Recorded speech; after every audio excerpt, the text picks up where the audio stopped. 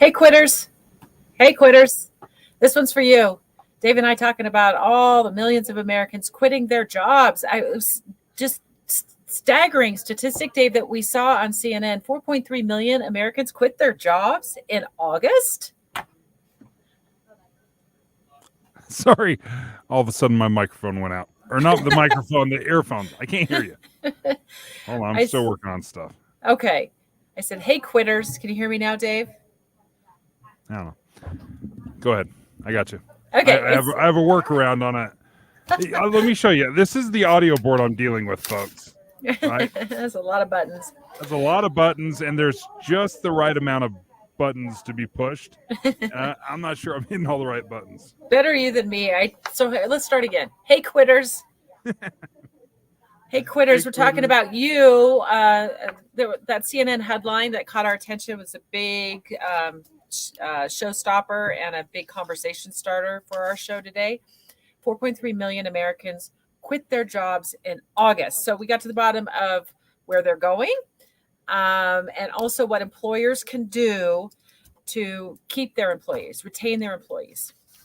Yeah, I think a lot of what's panicking employers right now is they think that it's all dollar signs, that they just got to cough up more for an hourly wage, benefits. There's so many employers that are like, I just don't have that much money. Well, this is good news. It's not all about money. Money never hurts. Don't get me wrong, but it's not all about money. What do employees want? What do they really want? Yeah. That's what we're going to dive into. Yeah, we had an interview live on the air during the David Dujanovic show today with a researcher who just wrapped up some study on this very thing where they asked hundreds of employees what they want in order to get them to stay at their job. So we'll get to that in just a moment. But let's get into that CNN article just a second. So we have, kind of the lay of the land of what's really going on out there. So you get to the 4.3 million Americans who are quitting their jobs. It's clear that the pendulum has swung, right? I mean, it's now an employee market. And here's one of the details in that article that I found. I think it's empowering. The American worker is now confident that he or she has the bargaining power and can obtain a reasonable wage and working condition. That's why one of the reasons why they're quitting. They're going out to find a better wage and a better working situation.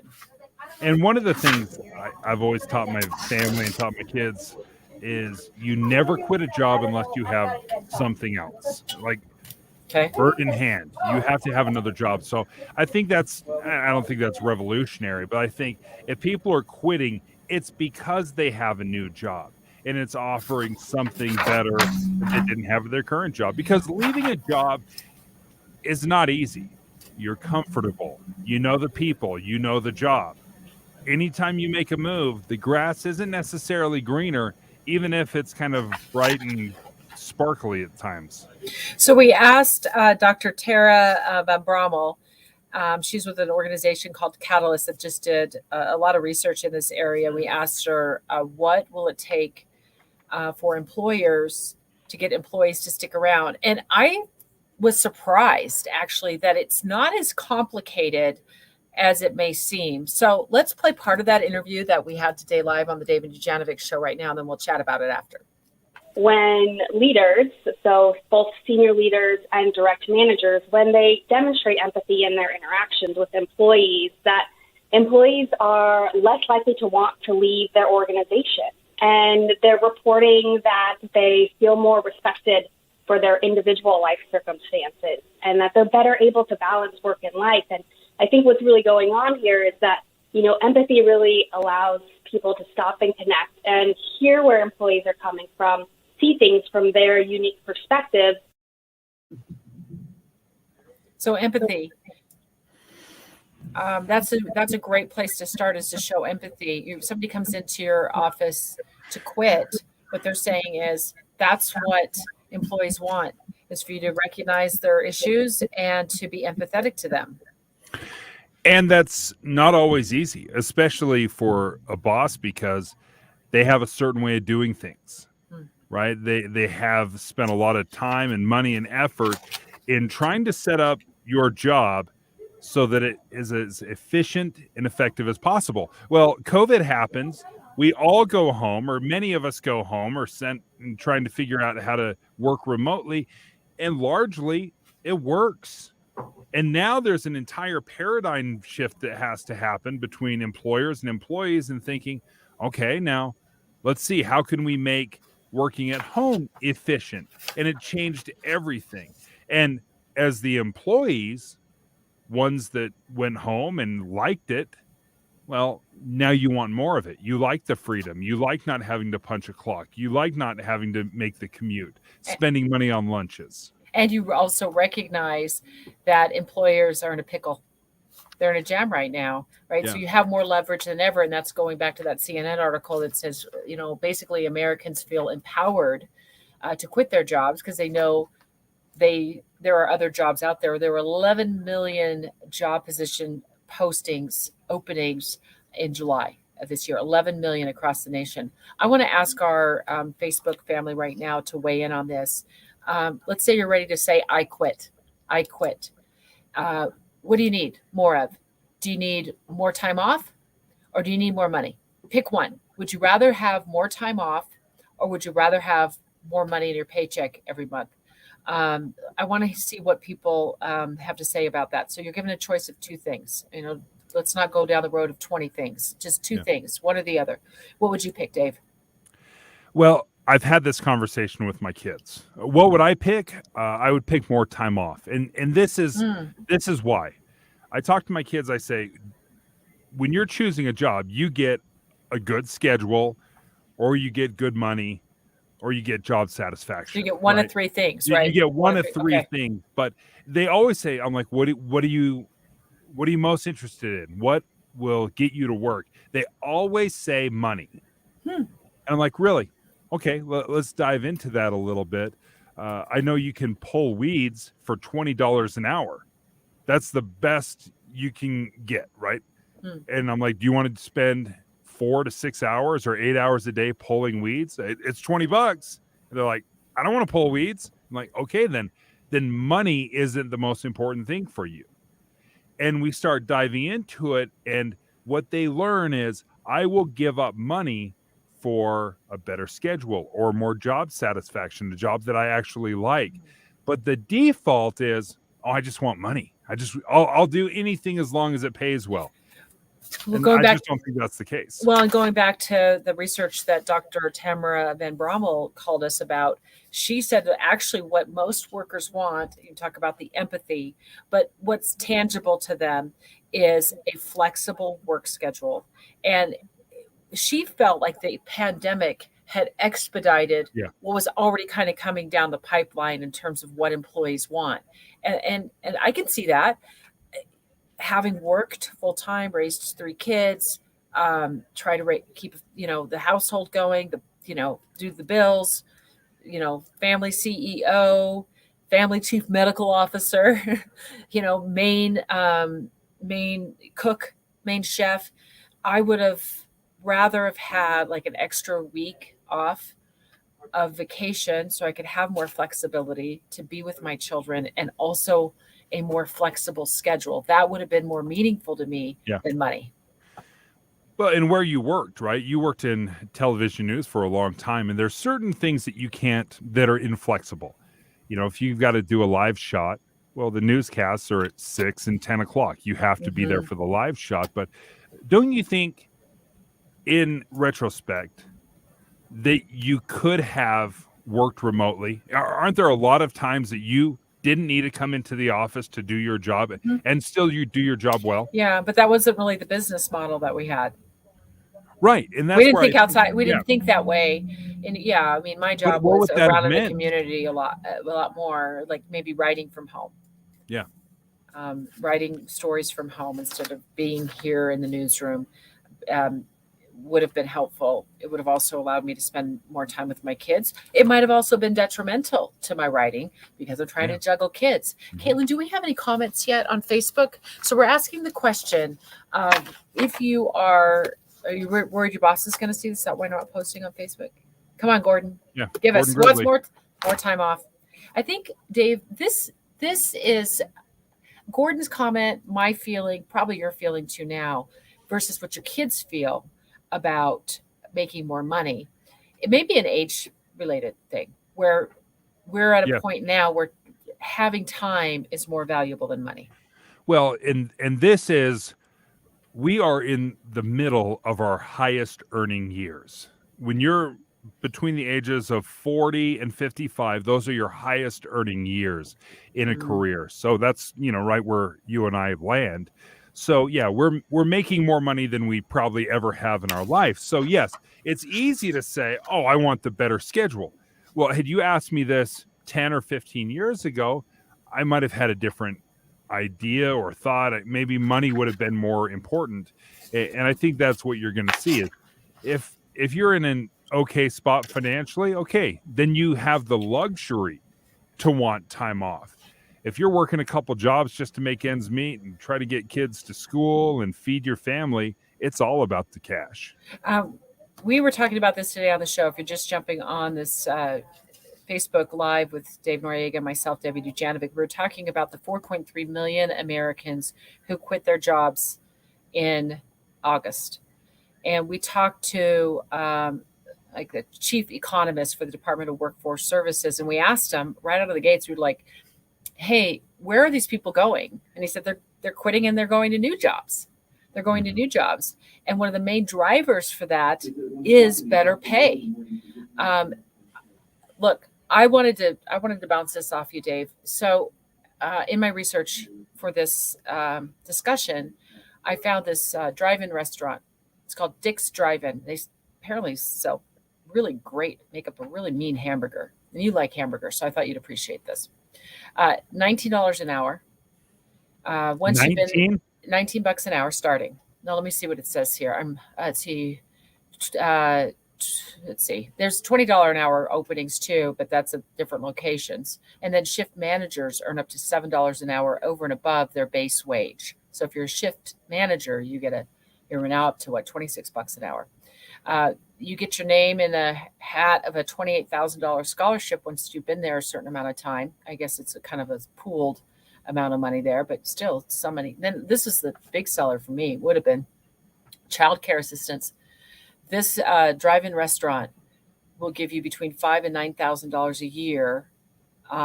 It's available as soon as you pass your first skills test. So this is nothing. You don't have to be there for 3 years or anything like that. You can be there a few months. You pass your first skills test. You're eligible for $5,000 to $9,000 a year in child care assistance, and then free health insurance just for the employee. And then they cover 50% of your spouse's insurance premiums. So I'm like, they got, but this is in Seattle. Sorry, you're gonna have to move. And it's also, there's no way that's a business model that's going to work. You don't think so? No, you can't pay someone $20 to flip a hamburger. Now, not disparaging hamburger flippers. I'm just saying there are certain jobs in this world and they cap out. In a business model, you can only pay X amount of dollars for certain jobs. Isn't it cheaper though to pay people more than it is to have a revolving door? I mean, the restaurant industry has been the hardest hit.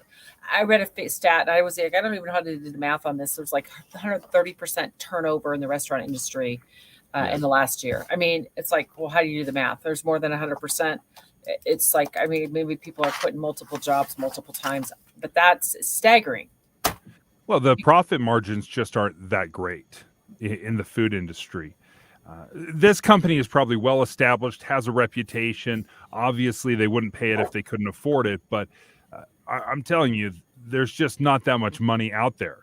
You cannot provide $20 an hour for everybody and $30 an hour for making hamburgers. If you're working on very thin margins, there's just not that money out there. So, okay, this is a good example. Okay, great. I think it's a little bit unrealistic. And the fact that you can get a $1.80 hamburger still from there. Yeah, I looked at their menu. Yeah. I mean, I think you'd like the $4.80 hamburger, but yeah.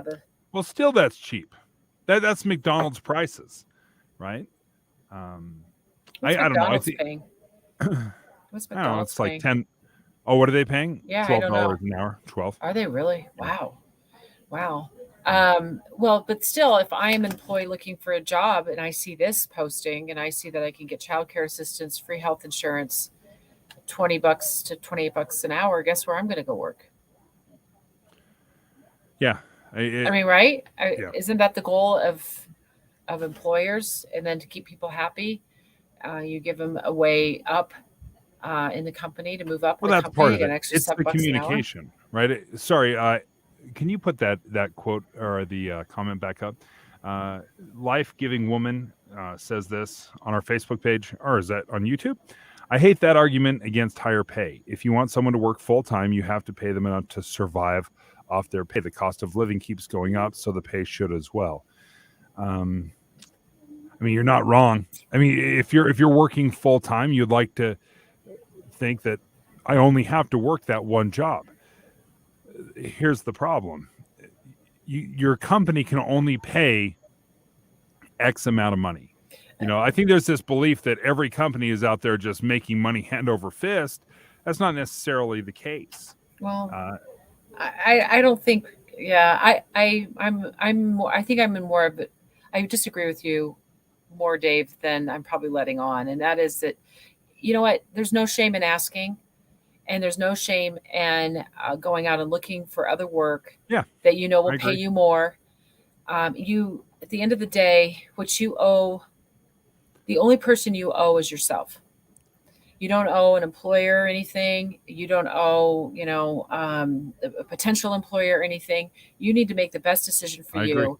And then I would say even after that comes the decision for your family. Because if you're not happy in your job, if you're dissatisfied with your wage, you don't feel like you're appreciated, you're not getting the empathy from your boss, you don't get the benefits that you think you deserve, you don't owe anybody anything. Well, I think your employer... You don't owe the company man anything, the company woman anything. You owe yourself first and foremost. Yeah, sure. Your choice, right? But conversely, your employer doesn't owe you anything. He doesn't owe you a livable wage, because we don't know exactly what a livable wage means, right? I mean, so that you can own a house, so that you can live in an apartment. Well, is it a nice apartment? Is it a nice rental? Is it a basement? It's so subjective. When we say you got to have a livable wage, I don't even know what that means, because your standard of living and my standard of living may be totally different. So what you have to do is the market will play that out. What is a livable wage? What are people willing to work for?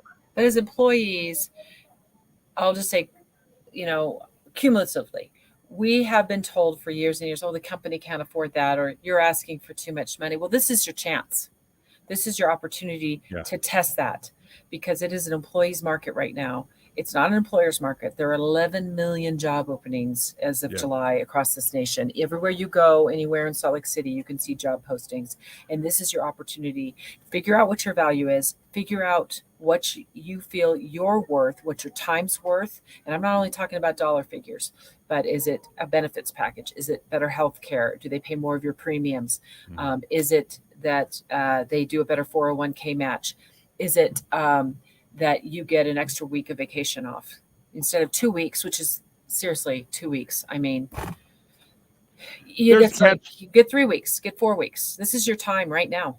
That's my position on it. There's a catch-22 with this, though. If you ask for more and you're at $19, well, $19 an hour is great, but 21 is better and 25 is better than that. At some point, that company goes out of business, and all those things that you were enjoying and fighting for, they're gone, because your business model cannot sustain that. And we're, rallying and like cheering because these costs are going, these hourly wages are going through the roof. And we're like, yes, finally the employee gets their due.